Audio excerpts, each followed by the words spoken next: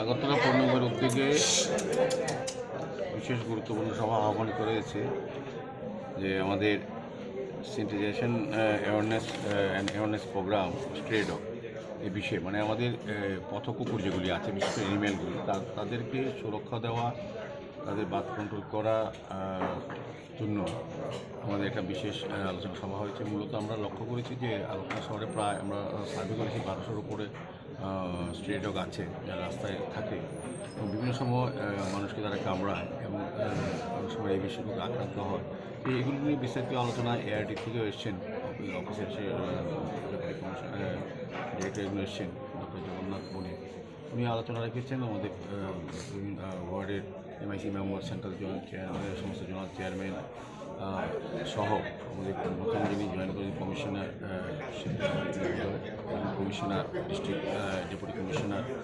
এবং অন্যান্য district commissioner সবাই আধিকারিক ছিলেন। মূলত আলোচনা মেইন বিষয় হচ্ছে সুপ্রিম কোর্টের একটা ভার্ডিক্ট আছে এবং animal welfare government of India এবং তাদের যে সুপারিশ সে মোতাবেক আমাদের ইউএলবি আন্ডারে যে সকল শহরের সিটি যারা আমরা পরিচালনা করি, কর্পোরেশন বা মিউনিসিপ্যালিটি বডি বা নগর পঞ্চায়েত, তাদের উপরে দায়িত্ব দেওয়া হয়েছে যে শহরের যে কুকুরগুলি রাস্তায় থাকে সেগুলিকে আপনার শেল্টার হোমে যাওয়া, নিয়মিত স্যানিটেশন এবং বার্থ কন্ট্রোলের ভ্যাকসিনেশন দেওয়া, তাদেরকে সুস্থ রাখা এবং তাদের সঙ্গে ভালো বিহেভ করার জন্য আমাদের অ্যাওয়ারনেস প্রোগ্রাম করা প্রতিটি ওয়ার্ডে যত বাড়িতে কুকুর আছে কিংবা রাস্তায় কুকুর থাকে তাদের সঙ্গে ব্যবহার করা, নিজেকে তৈরি করা,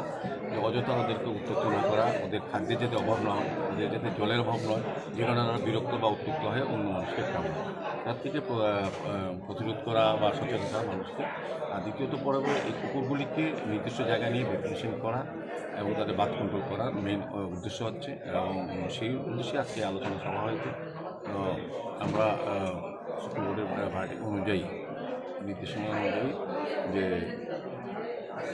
আমাদের এখানে যে সিস্টেম বা নীতি প্রণয়ন করা হচ্ছে সেগুলিকে লাগু করে আমরা চেষ্টা করব আগরতলা শহরে আমাদের মিউনিসিপ্যালিটি এরিয়া, কর্পোরেশন এরিয়া যে সকল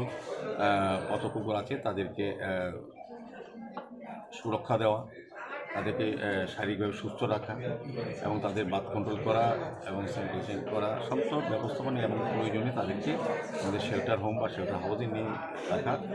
যত্ন করা, এটি এই উদ্দেশ্যে মূলত আলোচনা। আমরা আগরতলা মিউনিসিপ্যাল কর্পোরেশন আজকের এই বর্ধিত সভায় আমরা সিদ্ধান্ত নিয়েছি যে সে কাজটা আমরা শুরু করেছি, আরও সুন্দরভাবে যাতে করবে এবং সুপ্রিম কোর্টের টিম আসবে, যে টিম দেখবেন সেদিকে আমরা সেই দিকে আমরা এগিয়ে যাচ্ছি।